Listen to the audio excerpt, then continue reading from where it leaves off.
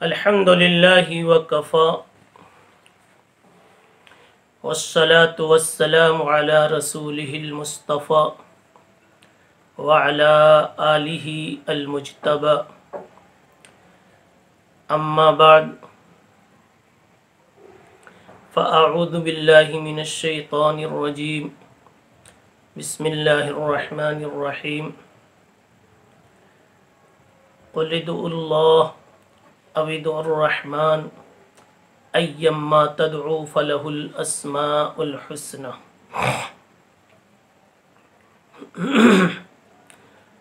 وقال تعالى إن الله يأمر بالعدل والإحسان وإيتاء ذي القربى وينهى عن الفحشاء والمنكر والبغي يعظكم لعلكم تذكرون وقال تعالى يا أيها الذين آمنوا كونوا قوامين بالقسط شهداء لله ولو على أنفسكم أو الوالدين والأقربين إن يكن غنيا أو فقيرا فالله أولى بهما صدق الله مولانا العظيم محترم بزرگوں، دوستوں اور ساتھیوں،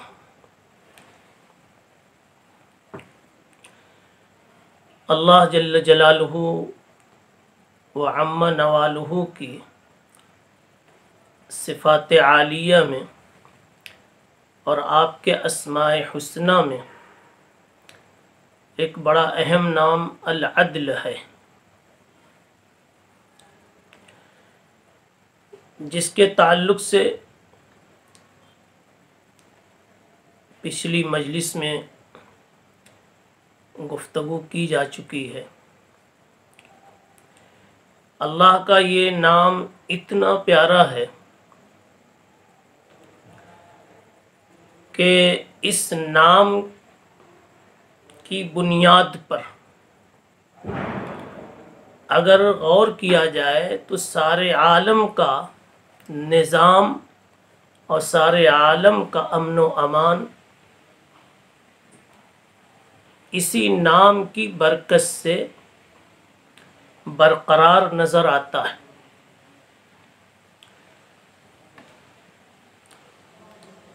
اللہ کا نام العدل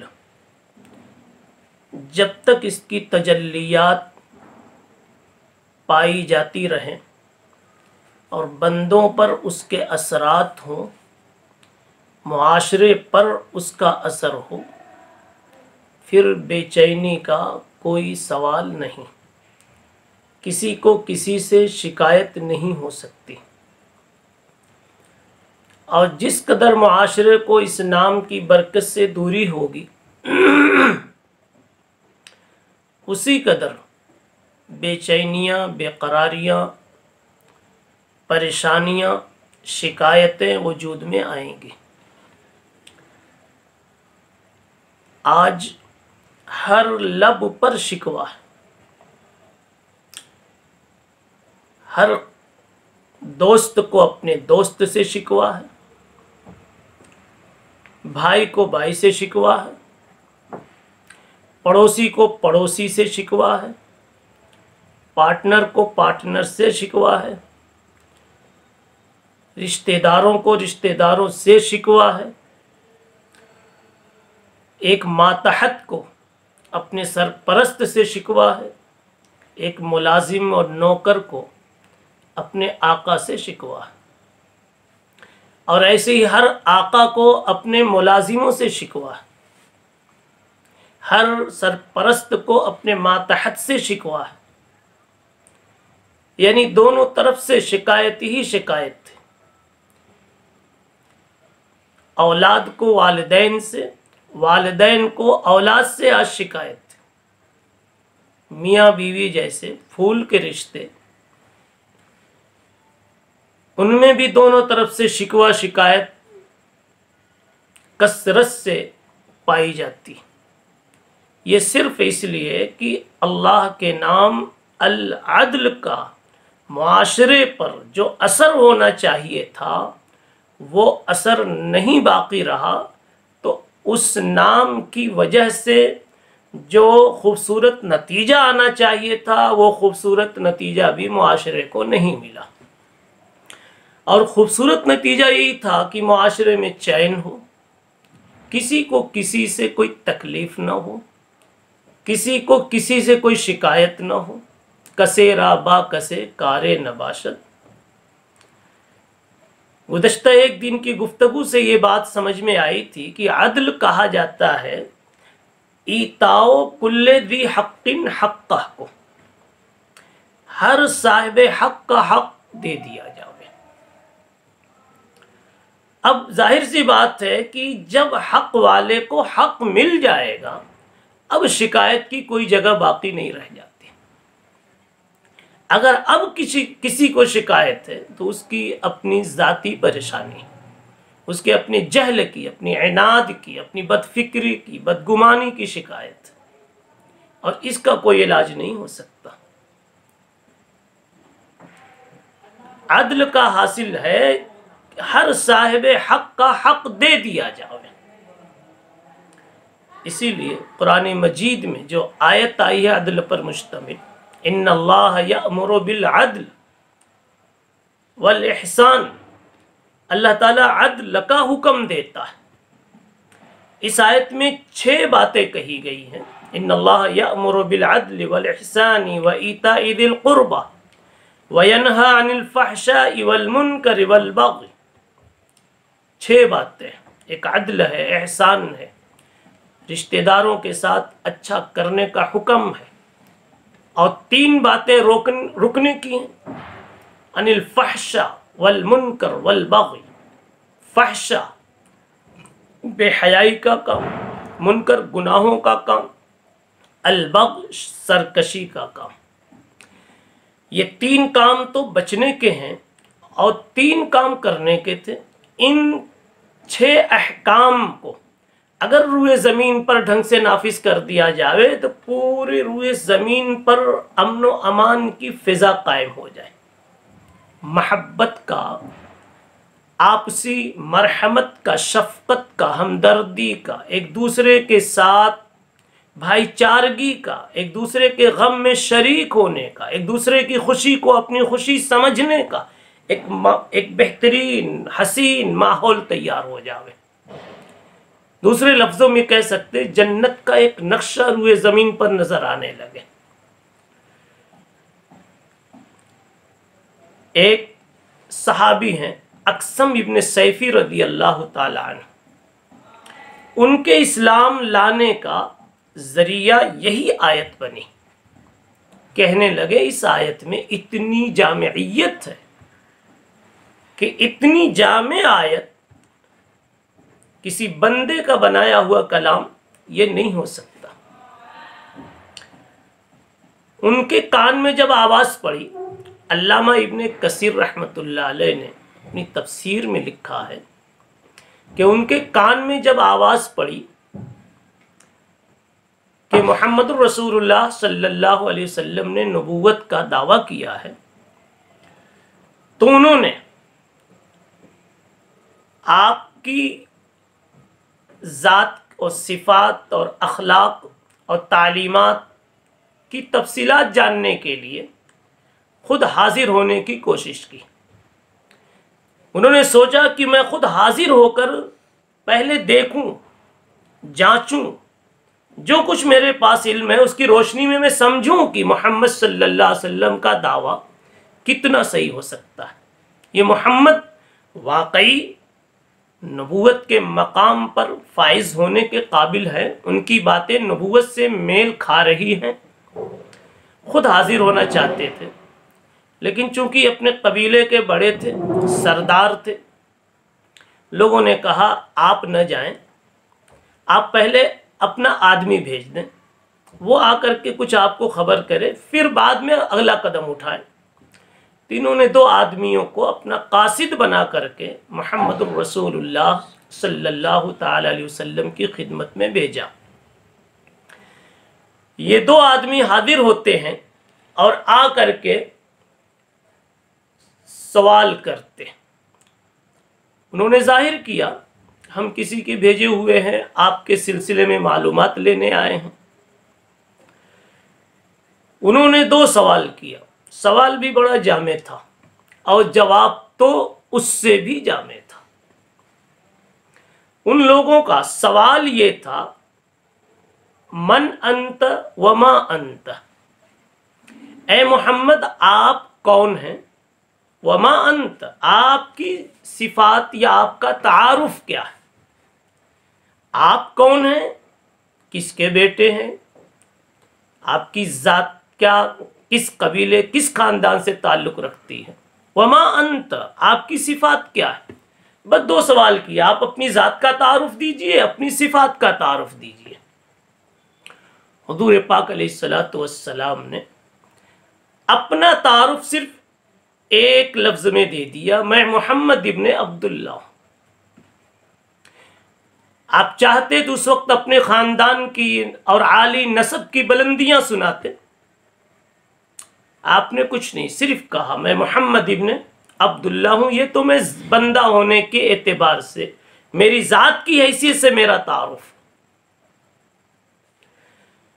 دوسرے سوال کے جواب میں آپ نے فرما دیا میرا تعارف بس اس آیت میں ہے، ان اللہ یأمر بالعدل والاحسان وایتاء ذی القربى وینہی عن الفحشاء والمنکر والبغی یعظکم لعلکم تذکرون، کہ اللہ تعالیٰ نے اس آیت میں روئے زمین پر بسنے والے انسانوں کی سوسائٹی میں جو چاہا ہے اسی کو سکھانے، سمجھانے، بتانے اور اسی کو نافذ کرنے کے لیے میں بھیجا گیا ہوں اور وہی کام کرتا ہوں۔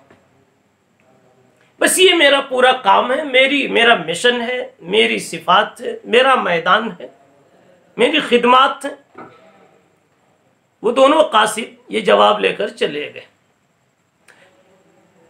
اقسم ابن سیفی نے جب یہ بات سنی تو وہ چونکہ بہت پڑھے لکھے آدمی تھے، ذہین تھے، ہوشیار تھے، باتوں کی تہ تک پہنچنے والا ذہن رکھتے تھے، انہوں نے سمجھ لیا یہ واقعی ایک نبی ہی کی بات ہو سکتی ہے کہ جو اتنا جامع جواب دے وے۔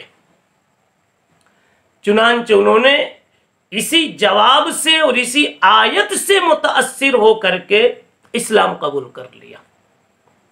ان اللہ یأمر بالعدل والاحسان وایتاء ذی القربى، اسی آیت کے مفہوم کو دماغ میں اتنا بسایا اور اتنا اس پر غور کیا کہ اسلام سمجھ میں آ گیا۔ اور سچ یہ ہے کہ اسلام کا پورا تعارف اسی میں چھپا ہوا۔ آدمی اس آیت پر بیان کرے تو کئی دن بیان کرے، مجھے تو صرف العدل پر بیان کرنا ہے، اس لیے کہ اللہ کے نام العدل کو لے کر گفتگو کی جا رہی۔ تھوڑا سا ہم سمجھتے چلے کہ اقسم ابن سیفی کو اس آیت میں جامعیت کیوں نظر آئی۔ اس سے پہلے یہ بات بھی مستحضر کر لے کہ اقسم ابن سیفی نے اس آیت کو آیت جامعہ سمجھا تو عبداللہ ابن مسعود رضی اللہ تعالی عنہ نے اس آیت کو اجمع آیت فی القرآن کہا ہے، کہا قرآن مجید میں سب سے بڑی جامع آیت جو ہو سکتی ہے کہ پورے اسلامی احکام کو، شرائع اسلامیہ کو جو جامع ہے، سب سے بڑی آیت وہ یہی آیت ہے۔ اور ان آیتوں میں اگر آپ اس آیت میں اگر آپ غور کریں تو ہیں تو 6 باتیں، العدل، الاحسان، ایتاء ذی القربى، اور 3 ادھر نہ کرنے کے کام، الفحشاء، المنکر، البغی۔ لیکن اگر غور کریں تو اس میں ایک پہلا لفظ اور پہلا حکم العدل، یہی اصل آنے والی بقیہ دوسری ہدایات کے لیے جامع ہے کہ اگر یہ پہلی چیز پیدا ہو جاتی ہے تو آگے کی باقی 5 چیزیں خود بخود وجود میں آ جائیں گے۔ اس لیے عدل کو بہت اچھی طرح ہمیں سمجھنا ہے۔ عدل کا معنی ہے ہر صاحب حق کا حق دینا اور برابر دینا، کسی کمی بیشی کے بغیر دینا۔ اسی کو سمجھنے کے لیے یہ بات عرض کی گئی تھی علامہ ابن العربی کے حوالے سے کہ عدل کا تعلق کبھی تو خالق کے ساتھ ہوتا ہے اور کبھی انسان کا اس کے نفس کے ساتھ ہوتا ہے اور کبھی اللہ کی مخلوق کے ساتھ ہوتا ہے۔ گویا عدل کا 3 میدان ہے اور عدل کا 3 متعلق ہے، یا کتابی روپ میں کہہ لیجئے کہ عدل کی 3 قسمیں۔ پہلی قسم العدل بین العبد و بین اللہ، العدل بین العبد و بین اللہ، انسان کا اپنے مالک کے ساتھ عدل کا تعلق رکھنا، اپنے رب کے ساتھ، اپنے اللہ کے ساتھ عدل کا تعلق رکھنا۔ اور اس کی کیا تشریح ہے، کیا مطلب ہے، یہ پہلے گفتگو ہو چکی۔ آج ہمیں دوسری کڑی کو بھی پکڑنا ہے۔ دوسری قسم عدل کی یہ ہے العدل بین العبد و نفسہ، انسان کا عدل کرنا اپنے نفس کے ساتھ، انسان کا عدل کرنا اپنے نفس کے ساتھ۔ نفس کے ساتھ عدل کیا ہے؟ آپ دیکھیے اپنی ذات میں آپ کے پاس کیا کیا میٹیریل ہے، کیا کیا صلاحیتیں، کیا کیا اثاثے اور سرمائے ہیں۔ آپ کے پاس سب سے بڑا سرمایہ دل ہے، اس کے قریب میں دماغ ہے، اس کے بعد چھوٹے چھوٹے اور بھی سرمایہ، آنکھ میں دیکھنے کا سرمایہ ہے، کان میں سننے کا سرمایہ ہے، زبان میں بولنے کا سرمایہ اللہ نے رکھا ہے۔ یہ سارے سرمایے ہیں، صلاحیتیں ہیں، طاقتیں ہیں، دولتیں ہیں، امانتیں ہیں۔ ایسی اور دوسرے اعضاء ہیں۔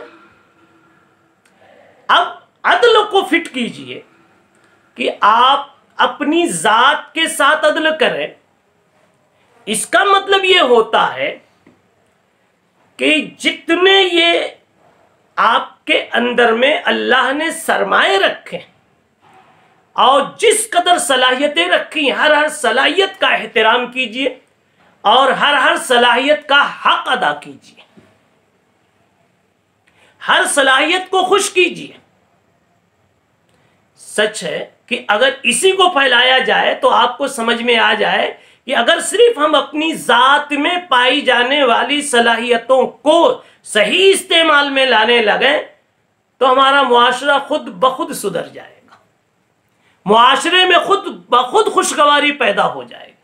یہی تو بات ہے کہ ولید ابن مغیرہ کافر،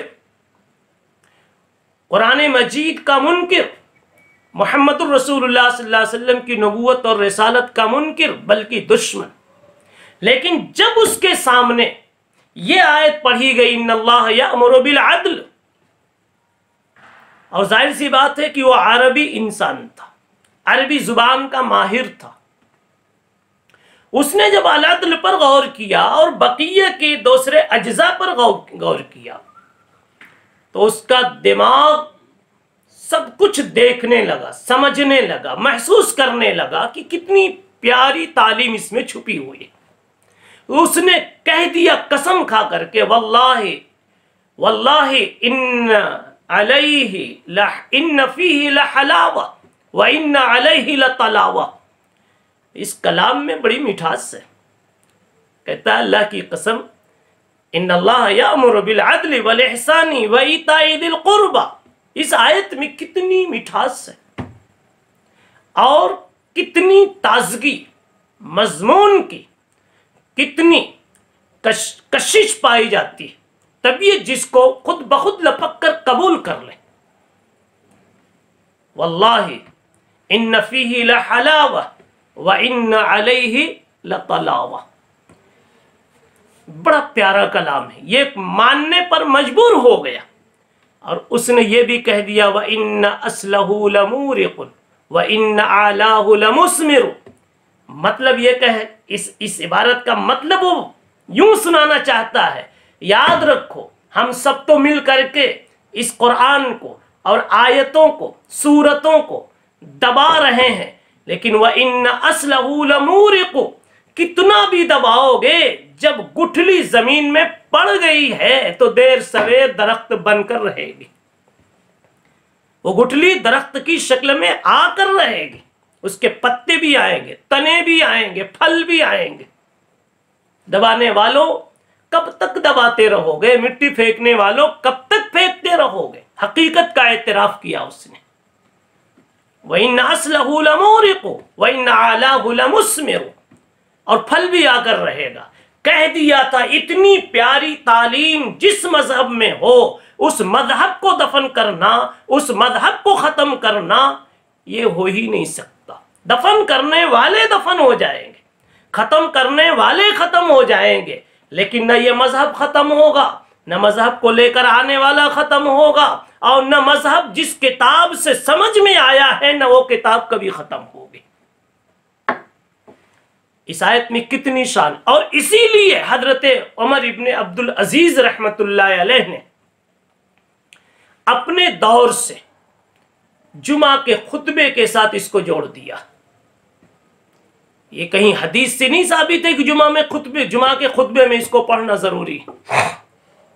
عمر ابن عبد العزیز نے دیکھا حکمرانوں کو کہ کس قدر بے راہ روی سے انہوں نے حکومت کی، کیسے ظالمانہ انداز میں انہوں نے حکومتیں کی ہیں، اب کتنی بے انصافیاں کی ہیں، منمانیاں کی ہیں، تو انہوں نے ہر جمعہ کے خطبے کے ساتھ اس کو جوڑ دیا کہ نصیحت میں لاسٹ میں یہ پڑھا جاوے، ان اللہ یأمر بالعدل والاحسان وایتاء ذی القربى، تاکہ حکمرانوں کو عدل یاد آوے۔ تو یہ آیت تو 6 احکام پر مشتمل ہے، مگر اس میں العدل سب کو جامع ہے۔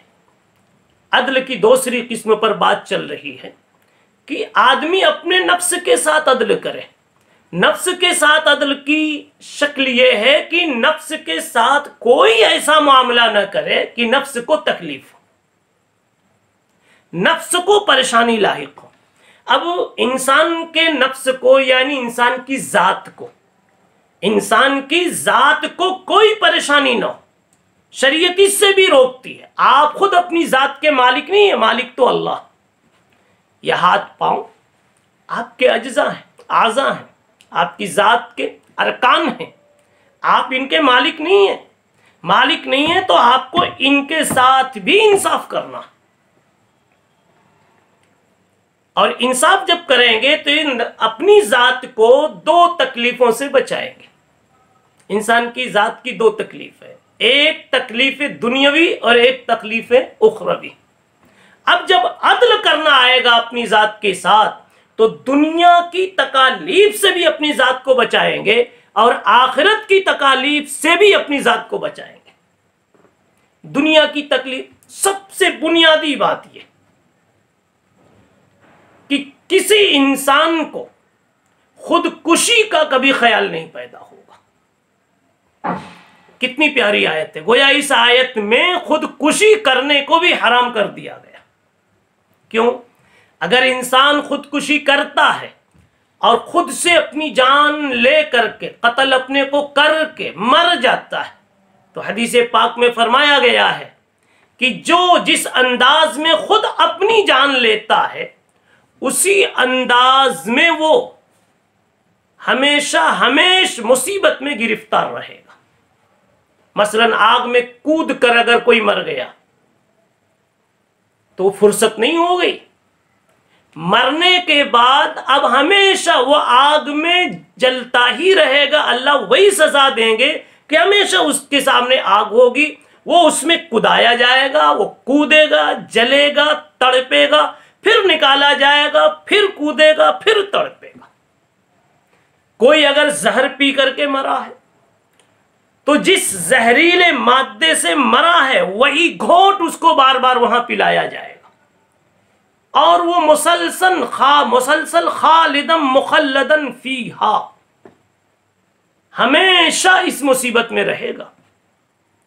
پتہ کیا چلا؟ خودکشی کرنے والا اپنی ذات کے ساتھ اگر عدل کرتا تو خودکشی نہ کرتا، عدل نہیں کیا، ظلم کیا، اس لیے خودکشی کیا، تو اپنی ذات کو اس نے تکلیف میں مبتلا کیا کہ نہیں کیا؟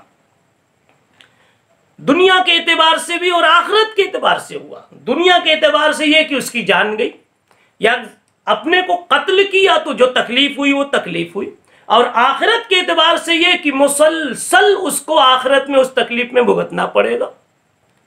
مسلم شریف کی روایت میں ہے، جناب محمد الرسول اللہ صلی اللہ علیہ وسلم فرماتے ہیں، من تردى من جبل فقتل نفسه، جو کسی پہاڑ پر چڑھا اور خود اپنے ارادے سے گر کر کے مر گیا، اپنے آپ کو مار لیا، فهو في نار جہنم يتردى فيها خالدا مخلدا فيها ابدا، وہ پھر ہمیشہ اسی عذاب میں مبتلا کیا جائے گا۔ تو اس کو دونوں تکلیفیں سامنے آئی نا، ایک تو یہ کہ پہاڑ سے جب الٹا تو سر پھٹا، کہاں کہاں تکلیف ہوئی، کب موت آئی، کب روح نکلی، وہ تو بات کی بات ہے، لیکن بڑی تکلیفوں سے دو چار ہوا، اور پھر آخرت کی تکلیف بھی اس کو ہوئی۔ پتہ چلا انسان جب اپنی ذات کے ساتھ عدل نہیں کرے گا، عادل نہیں بنے گا، انصاف کرنے والا نہیں بنے گا، تو اس دنیاوی زندگی کی مصیبت میں بھی پھنسے گا اور اخروی زندگی کی مصیبت میں بھی پھنسے گا۔ اب یہ آیت کتنی پیاری ہے جو عدل کی تعلیم دے رہی ہے۔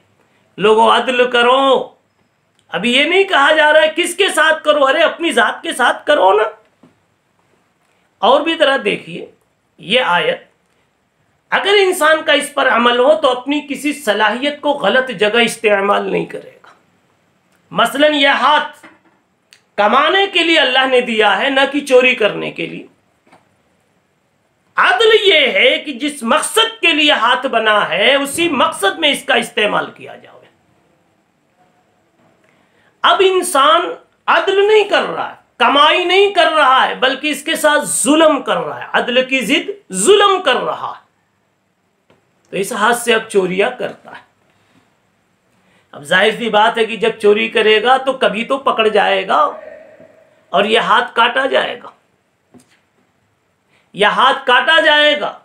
جب تک زندہ رہے گا اس ہاتھ کے کاٹے جانے کی تکلیف اور مجبوری کا احساس اسے ستاتا رہے گا، اور آخرت کا حساب اپنی جگہ باقی۔ پتہ کیا چلا؟ انسان جب اپنی ذات کے ساتھ عدل نہیں کرتا تو دنیا کی مصیبت میں بھی پھنستا ہے اور آخرت کی مصیبت میں بھی پھنستا ہے۔ اس لیے انسان کو اپنی ذات کے ساتھ بھی عدل کرنا چاہیے۔ آپ دیکھیں کتنے دنیا کے عشق و محبت کے جال میں پھنسے ہوئے موت کے گھاٹ اتار دیے جاتے ہیں۔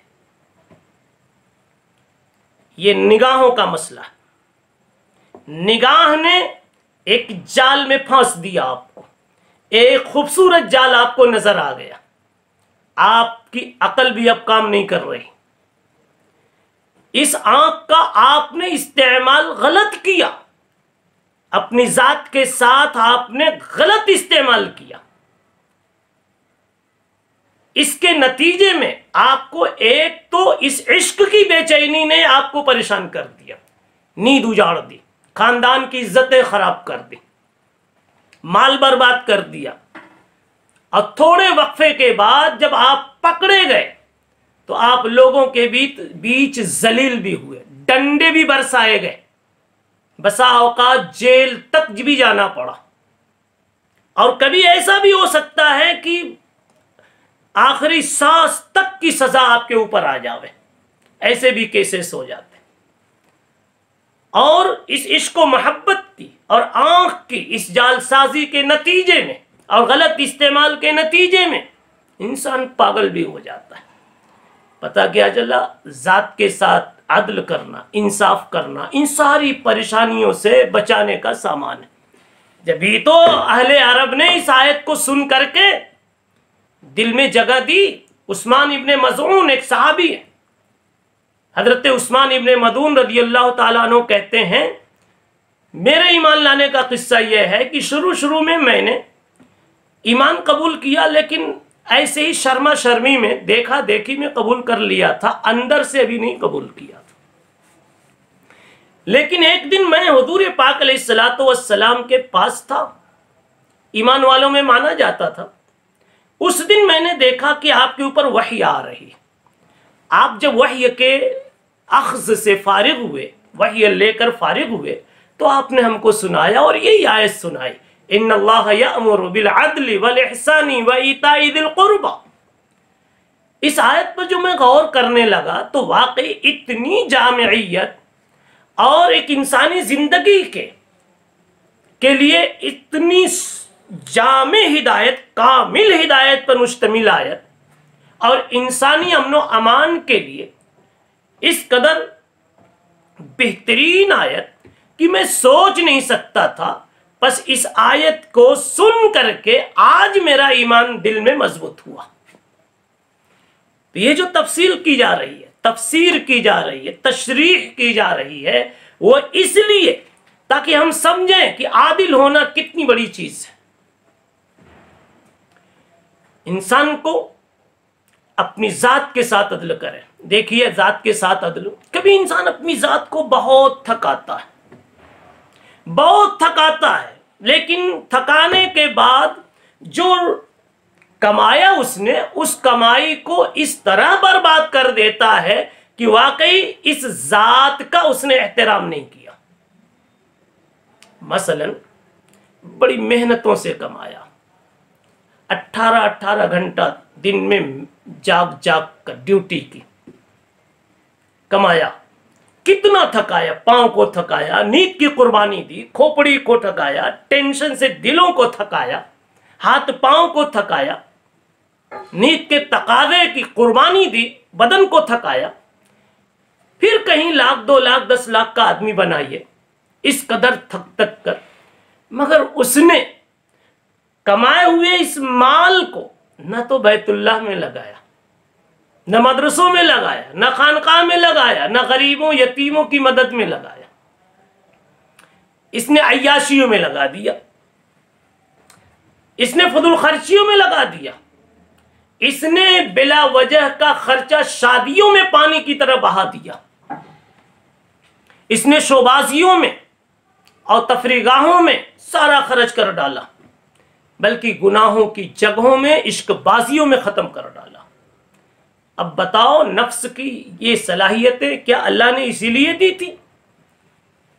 دل دماغ کی طاقت، ہاتھ پاؤں کی طاقت، بدن کی طاقت کہ تم اس کو استعمال کر کے تم لاکھوں کما سکتے ہو، کیا اللہ نے اسی لیے دی تھی کہ تم یہ کمائیاں غلط جگہ پر استعمال کرو گے؟ معلوم یہ ہوا کہ ہم نے اپنی ذات کو خوب تھکایا، لیکن بے معنی تھکایا۔ آپ سوچو کہ آپ بہت تھکا کر کے 10 لاکھ جمع کریں اور اچانک چور آ کر کے آپ سے اچک کے لے کے بھاگ جائے، آپ کو کتنی تکلیف ہوگی؟ آپ کیا کہیں گے؟ کیا اسی لیے میں نے راتوں رات جاگ کر کے اتنی مشقتیں جھیلی تھی؟ یہی تو آپ کے اعضاء و جوارح کہتے ہیں جب آپ کماتے ہیں اور اپنے آپ کو تھکاتے ہیں۔ آنکھ سونے کے لیے بے چین ہے لیکن آپ نہیں سو رہے، ہاتھ آرام کرنے کے لیے بے قرار ہے لیکن آپ آرام ابھی نہیں دے رہے، فیکٹری میں کھڑے ہوئے، پاؤں بھی تھکاوٹ کی بار بار کان میں پکار کر رہا ہے، لیکن آپ نہیں متوجہ ہو رہے، تھکا رہے، پاؤں بھی تھکا سب، اور اس کے بعد یہ سارے پیسے شادی کی آزادیوں میں، مستیوں میں اڑا ڈالے آپ نے۔ تو بتاؤ ان اعضاء کو جو تھکایا تو ان کا حق کہاں ادا ہوا؟ یہ العدل بینہ و بین نفسہ، انسان عدل کرے اپنی ذات کے ساتھ۔ اور میرے بھائیوں سنیے، جب تک کھول کر کے ایک ایک جزیے کو بتایا نہ جائے، آدمی نہیں سمجھتا میں اپنی ذات کے ساتھ کہاں ظلم کر رہا ہوں، کہاں بے انصافی کر رہا ہوں۔ قرآن مجید نے یہی تو کہا ہے، تم دوسروں پر ظلم تو کم کرتے ہو، اپنی ذات پر ظلم زیادہ کرتے ہو۔ آپ غور کیجئے، آپ نے ماشاءاللہ टोपियां भी लगाई हैं, दाढ़ियां भी पाई हैं और सजाई हैं, दीनदार हैं, मस्जिदों में नजर आते हैं, तिलावत वाले हैं, तस्बीह वाले हैं, अखलाक वाले हैं। आप खर्च भी करते, खल्के खुदा की खिदमत भी करते, सारी नेकियां शायद आपके दफ्तर में मौजूद हैं, लेकिन आप अभी भी अपनी जात के साथ अदल करते हुए नजर नहीं आते। कैसे? दो बीमारियां इंसानों में, बल्कि हर एक में, दीनदारों में भी, अवाम तो अवाम है, उनमें तो अगर है तो कोई ताज्जुब की बात नहीं, जिनको आखिरत से गफलत है, लेकिन जिनकी ये सिफात हैं जो अभी मैंने पेश की, कि वो तिलावत वाले, नमाज वाले, दुआ वाले, इस्तिग़फ़ार वाले, सदका खैरात वाले, इल्म वाले, मदरसों वाले, मकतब वाले, दावत वाले, तबलीग वाले, खानका वाले, किसी भी लाइन की बात आप कर लीजिए, किसी एक तबके की बात नहीं, अच्छे अखलाक के साथ जीने वाले, दो बीमारियां ऐसी इनको लग जाती हैं कि नफ्स के साथ ये जुल्म करते हुए होते हैं, अपनी जात के साथ जुल्म करते हुए होते हैं, किसी को एहसास नहीं होता, खुद उसको नहीं होता कि मैं क्या जुल्म कर रहा हूं। अब आपका ज़हन भी ढूंढ रहा है कि दो बीमारियां कौन सी है, मुझको भी तो लगी होगी। अपनी जात पर इंसान जितनी बेइंसाफी का मामला करता है और जितना जुल्म करता है, दूसरों के साथ उतना नहीं करता, इसलिए कि अपनी जात है ना, कौन है आवाज उठाने वाला। और अगर ज़ैद अमर बकर पर करेंगे, भाई पर करेंगे, पड़ोसी पे करेंगे तो वो तो शोर मचाएगा, बल्कि इंतकाम लेगा, बदला लेगा। शायद आप एक मुक्का मारे तो वो 10 मुक्के मार दे। इसलिए वहां तो आपकी बेअदली कम होती, लेकिन अपनी जात के साथ इंसान की बेअदली, बेइंसाफी यानी जालिमाना हरकतें ज्यादा होती। मैंने जहां लाकर आपको अभी छोड़ा है, आपका दिमाग उसी में लगा हुआ है कि एक हाजी का हज बर्बाद हो जाता है, उसकी दो गंदी आदत की वजह से या उसकी दो बुरी खसलत की वजह से हज बर्बाद। तिलावतें, नमाजें, दुआएं, तस्बीहात, उसके सदकात, खैरात, खिदमत खल्क, सारी चीजें धीरे धीरे बर्बाद हो जाती।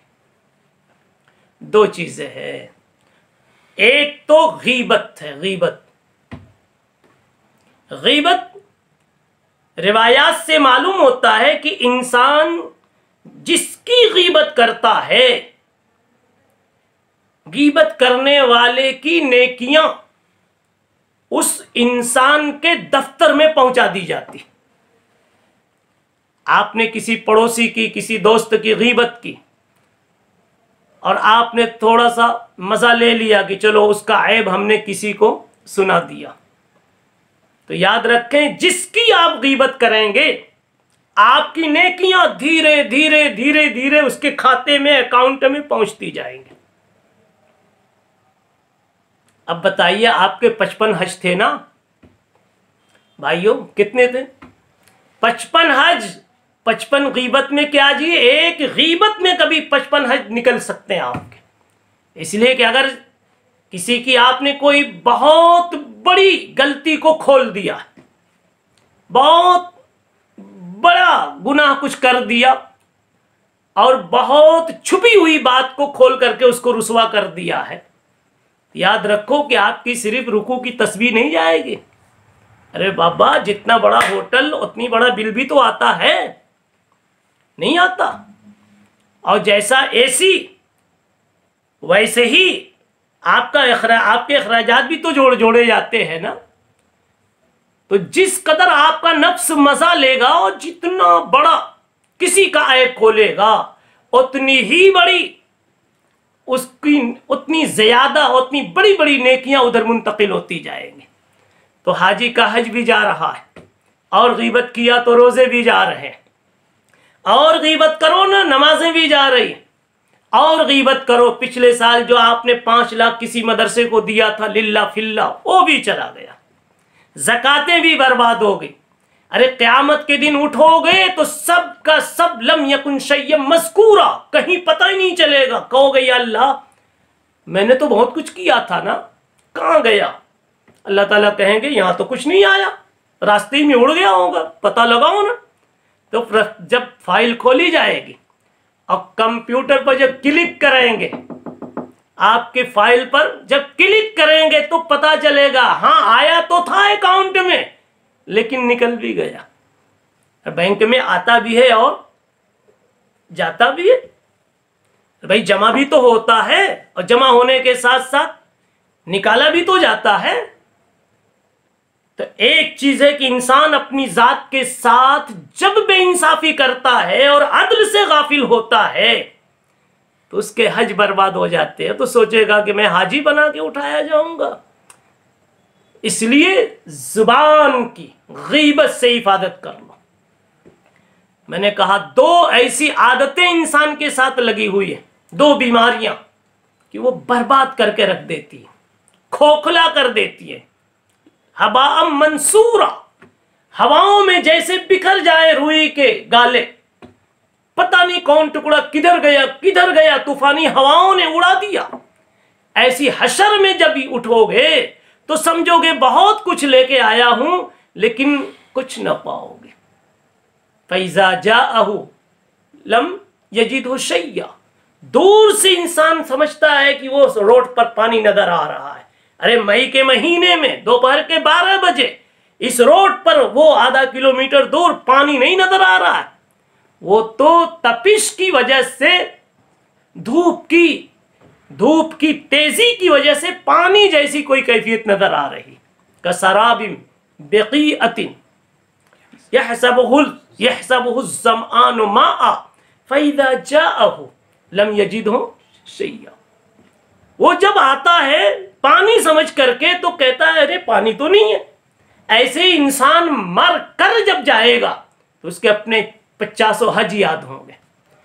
कई उसने दारुल इकामे मदरसों में बनाए होंगे, कई मस्जिदें बनाई होंगी, कई यतीमों को खिलाया पिलाया होगा, लेकिन इतनी दूसरों की उड़ाई होगी, दूसरों का इतना ही पर्दाफाश किया होगा, बेइज्जतियां की होगी कि अल्लाह ताला सब बर्बाद करके जहां जहां जिस की उड़ाई है वहां वहां खाते से पहुंचा देंगे।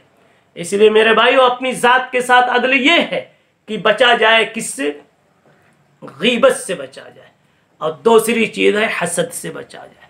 इसलिए कि हदीस पाक में कहा गया है कि सरकार दो आलम जनाब रसूलुल्लाह सल्लल्लाहु अलैहि वसल्लम ने फरमाया इन्नल हसद याकुलुल हसनात कमा ताकुलुन नार वल हतब औ कमा क़ाल अलैहि सलातु वस्सलाम। इंसान का हसद नेकियों को ऐसे खा जाता है जैसे आग लकड़ियों को खा जाती। और आग लग गई एक सिरे में अगर, तो जब तक पूरी लकड़ी को खत्म न कर ले, राख न बना दे, लाशय न बना दे, लकड़ी का नाम वहां से मिटा न दे, जब तक वह आग खामोश नहीं होती। ऐसी हसद का हाल है कि अगर आपको एक मर्तबा किसी से हसद हो गया और उसको आपने निशाना बना लिया, जलना शुरू हो गए, तो अब ये हसद की आग ऐसी आपको लग गई कि आपकी नेकियों को यह हसद खाना शुरू कर देता है। आप समझते हैं कि मैं उसको खा रहा हूं जिससे हसद हुआ। अरे न उसकी कुर्सी जाएगी, न उसकी दौलत जाएगी, न उसकी इज्जत जाएगी, न उसकी मकबूलियत जाएगी, न उसकी काबिलियत जाएगी, वो तो शायद बढ़ता भी जाएगा, लेकिन तुम्हारी नेकियां उस लकड़ी की तरह से धीरे धीरे खत्म होती जाएंगी। अब बताइए, ये दो बीमारियां आपने पाल रखी है अगर, तो अपनी जात के साथ ये इंसाफ हुआ, हमदर्दी हुई?